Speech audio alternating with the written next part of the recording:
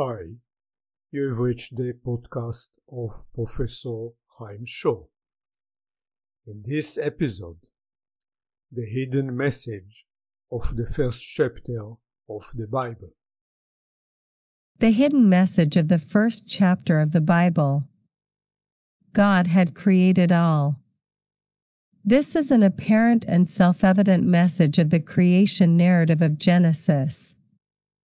It is a message common to all monotheistic faiths. However, this is the trivial message. There is another, deeper, less self-evident.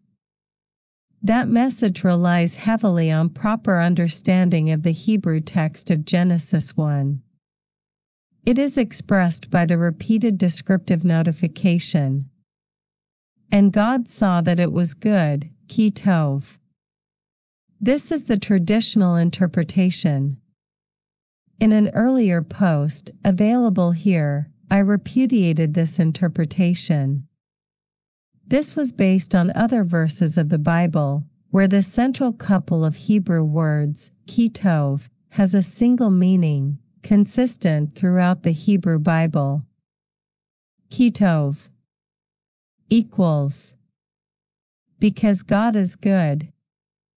The new interpretation changes dramatically understanding the message of the first chapter of the Bible. Suddenly, the bizarre verse, and Elohim saw ki tov, repeated in Genesis 1, with variations over and over again, this verse attains a completely different meaning. The message of the first chapter of Genesis is not only, and not mainly, that God created all that there is. No less important message is that Elohim also continuously monitors all that he had created. Why? Ki tov. Because of the goodness of God. The major message of Genesis creation narrative is that God is present in all that he had created, and that he continuously takes care of the created. However, divine providence is currently concealed. Is there God?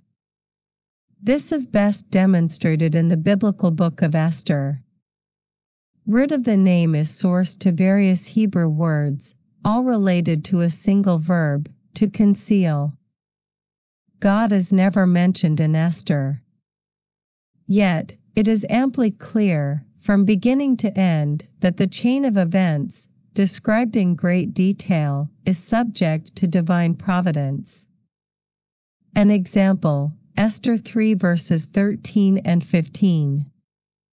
Letters were sent by couriers to all the king's provinces, to destroy, to slay, and to annihilate all Jews, young and old, women and children, in one day, the 13th day of the 12th month, which is the month of Adar. And the king and Haman sat down to drink. How very familiar. Why is the presence of God concealed? We are living in an era of free will. Indisputable knowledge that God exists cannot cohabit with free will. The latter is the underlying principle governing our current existence as human beings on planet Earth. As a consequence, we are free to pursue whatever our heart desires. Why is that important? We are here to form ourselves. First, while we grow physically, and later when we grow spiritually, as a result of the chain of experiences that we are subject to throughout our lives. Our growth as human beings is predicated on our existence as agents of free will.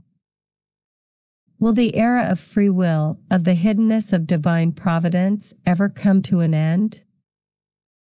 As documented in the Bible, in Torah and the prophets, the end of God's concealment would arrive suddenly, unexpectedly. Malachi 3 verse 1.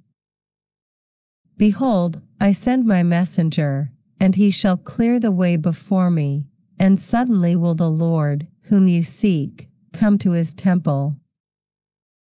With current realization of end-time scenarios unfolding before our bewildered eyes, with the tectonic changes in world affairs that we all witness, perhaps these changes portend the end of a long chapter in human history, the era of concealment, the era of free will, to be replaced with a new chapter in human history, when divine providence would be concealed no more.